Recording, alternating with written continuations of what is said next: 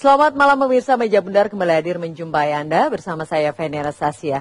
Pemirsa, kasus mobil dengan surat kendaraan palsu atau mobil bodong nampaknya bukan menjadi kasus baru. Namun nyatanya hari makin hari jumlahnya juga tidak berkurang. Dan baru-baru ini bahkan polisi juga menangkap seorang pelaku yang merupakan penadah mobil curian dengan surat palsu juga tentunya. Dan bahkan pelaku ini nekat membuka showroom untuk mobil-mobil bodong tersebut. Kami nanti akan mengangkat kasus ini dan beberapa contoh kasus lainnya yang tentunya ini sangat meresahkan bagi masyarakat.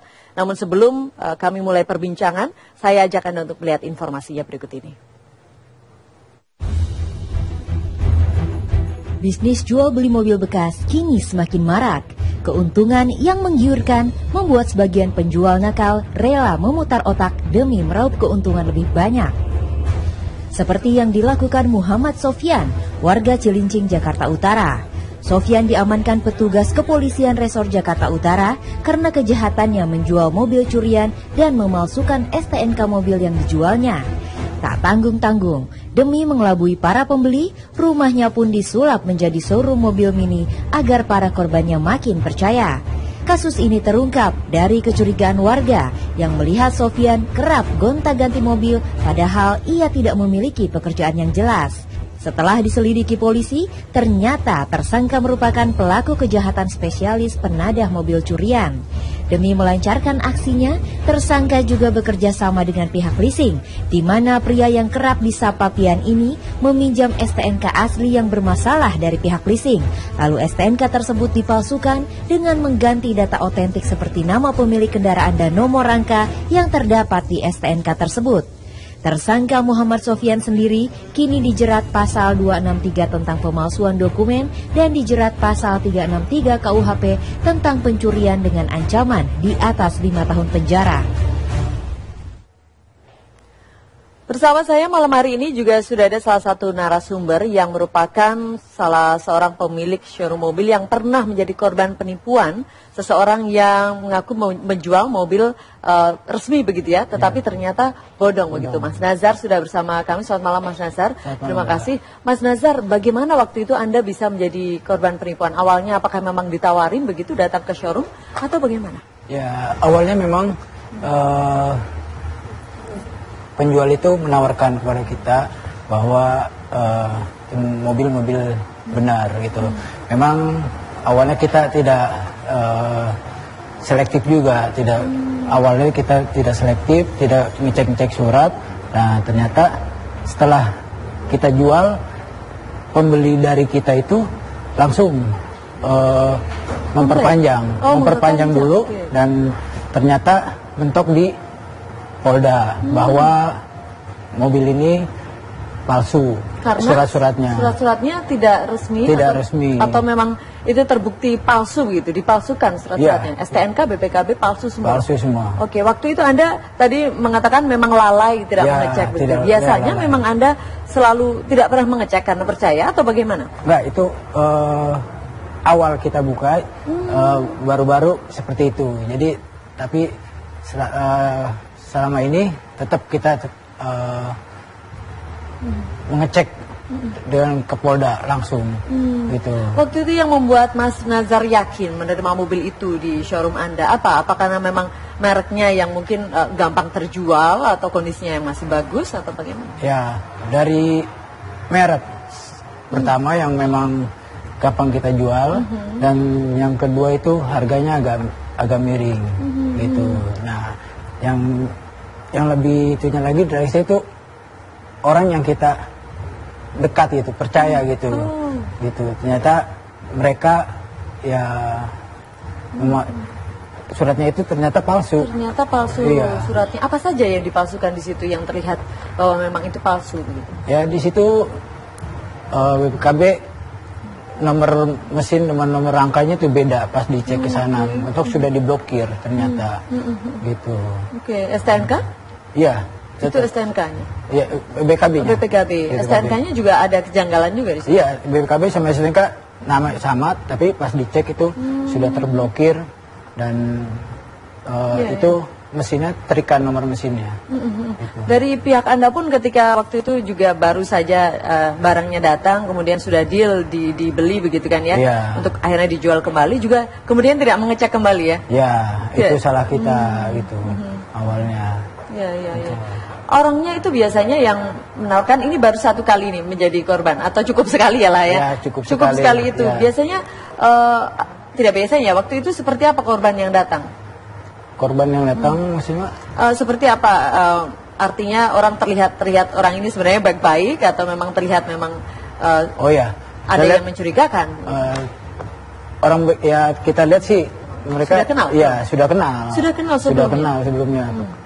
Sudah kenal, menawarkan dengan harga miring dengan berdalih bahwa itu sedang butuh uang dengan harga miring ya kita ambil, tapi ya kelalaian kita ya untuk pada pembeli di sana mungkin di luar kita berharap untuk lebih berhati-hati lagi untuk mengecek surat STNK, BPKB untuk dicek ke Polda lebih terdahulu gitu. Ya, tapi Mas Nazar juga mengetahui bahwa sebenarnya mobil-mobil seperti ini yang tidak memiliki surat motor atau kendaraan yang asli begitu sebenarnya banyak ya, terutama di Jakarta. Banyak, Mbak. Sepengetahuan Anda seperti apa?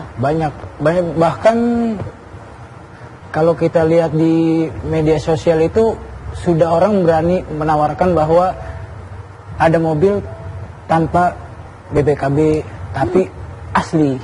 Oh ya? Nah makanya itu ya kita sih kalau itu terang-terangan ya Mas ya? Ya terang-terangan. Dan biasanya yang membeli ini seperti Anda yang memiliki showroom atau orang-orang yang membeli pribadi begitu? Biasanya yang membeli pribadi yang pengen yang ingin mempunyai mobil dengan harga miring, harga murah, mobil bagus, mobil tahun baru, ya kan?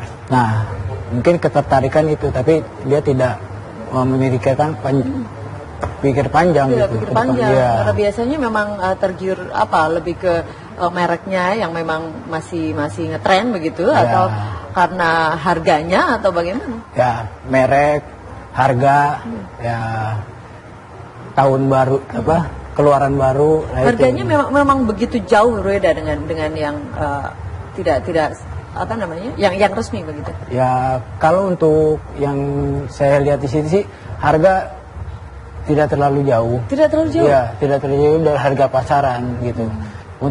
Mungkin untuk menutupi bahwa mobil ini bermasalah. Tapi kalau yang terang-terangan di media sosial itu harga jauh sekali. Betul-betul ya, dibanting harganya dibanting ya. Harganya. Ke setengah lebih. Ya hampir 65% lah. Harganya. Itu biasanya mobil-mobil yang dijual setahu Anda di online banyak begitu. Itu yang jenis apa yang mudah terjual?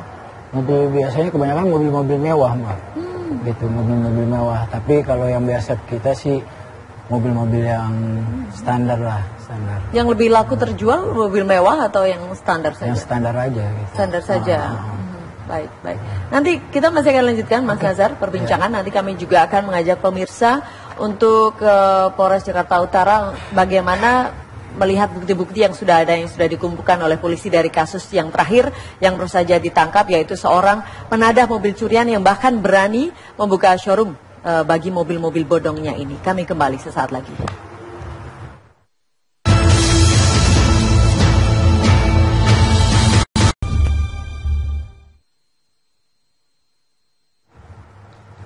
Kembali kita lanjutkan Meja Bundar, pemirsa. Kita akan menuju ke Polres Jakarta Utara untuk melihat bagaimana perkembangan kasus dari pengungkapan kasus mobil bodong ini yang memang cukup meresahkan dan mengejutkan masyarakat karena memang tidak sedikit juga mobil-mobil ini yang mobil mewah begitu kategorinya. Saya akan langsung bergabung dengan rekan saya Zoza Sosiana yang akan mengabarkan langsung dari Polres Jakarta Utara.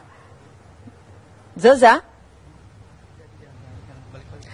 Ya, Feni, seperti yang tadi sudah Anda sampaikan bahwa ada seorang pria yang diduga menjual mobil hasil curian ditangkap pada 13 November 2015 pekan lalu di kediamannya oleh tim Resmob Polres Jakarta Utara. Nah, tapi untuk mengetahui lebih jelasnya bagaimana kronologis, modus dan juga penangkapan terhadap tersangka ini, sudah ada langsung bersama saya ya Pak Kapolres Jakarta Utara, Pak Susetio, Kombes Pol Susetio Cahyadi. Selamat malam, Pak. Malam, Mbak. Apa kabar? Ya, baik Pak, mungkin ini Bapak bisa menceritakan bagaimana kronologis pengungkapan aksi kejahatan terhadap tersangka yang dilakukan pada 13 November lalu. Silakan Pak. Oke, jadi ini merupakan kerja keras dari tim Reskrim Polres Metro Jakarta Utara yang betul-betul concern terhadap kebijakan pemerintah, di mana kemacetan yang terjadi itu disebabkan salah satunya beroperasinya kendaraan-kendaraan juga yang ternyata setelah didalami oleh tim Reskrim, kendaraan tersebut memiliki identitas yang berbeda dan secara otomatis kendaraan tersebut tidak membayar pajak kepada negara. Gitu. Nah, untuk itu diawali dengan identifikasi yang dilakukan oleh tim Reskrim, di mana ada pengguna kendaraan yang menggunakan nomor polisi dan itu menimbulkan kecurigaan. Nanti saya akan sebutkan, nanti saya akan jelaskan. Tapi di awal saya sampaikan secara singkat, kecurigaan awal itu kita dalami, kita cross check dan ada keberbedaan daripada fakta di lapangan dengan identitas yang ada di Polda Metro. Dan itu kemudian kita lakukan surveillance, penangkapan dan pengembangan. Itu kira-kira headnya begitu dulu. Kurang lebih begitu. Tapi itu berarti membutuhkan waktu berapa lama Pak nih untuk pengungkapan akhirnya menangkap tersangka di kediamannya ini Pak? Ya 2 minggu sampai 3 minggu. 2 minggu sampai 3 minggu ya untuk pendalaman kasusnya sebelum akhirnya ditangkap. Kalau misalnya dari hasil tangkapan Bapak ini modusnya kira-kira Pak apa Pak yang dilakukan oleh tersangka ini? Kendaraan ini adalah kendaraan yang beroperasi, nomor rangka dan nomor mesinnya disesuaikan dengan STNK, tetapi ada kutipan-kutipan yang berbeda dengan nomor polisi atau TNKB. Nah, nomor polisi itu yang kemudian dia berubah guna mensiasati bahwa kendaraan itu adalah merupakan kendaraan yang menjadi kendaraan yang memang sudah bermasalah atau terblokir di kepolisian. Ya, nomor dia menempatkan identitas yang palsu di dalam surat berharga yang betul, artinya dia mencantumkan nomor yang palsu di dalam surat yang otentik yang asli, dan itu di dalam KUHP melanggar pasal 263. Melanggar pasal 263. Ya. Lalu itu kan tadi sebelum akhirnya ditangkap ada proses ya Pak ya, bagaimana sebelum ditangkap di kediamannya itu. Bagaimana sih Pak ini sebenarnya kronologisnya awal kali Bapak menangkap? Jadi gini, Reskrim itu kan secara ulet melakukan kegiatan surveillance, pendalaman. Kita melihat latar belakang si pelaku MS yang memiliki pekerjaan yang dalam tanda kutip tidak terlalu jelas.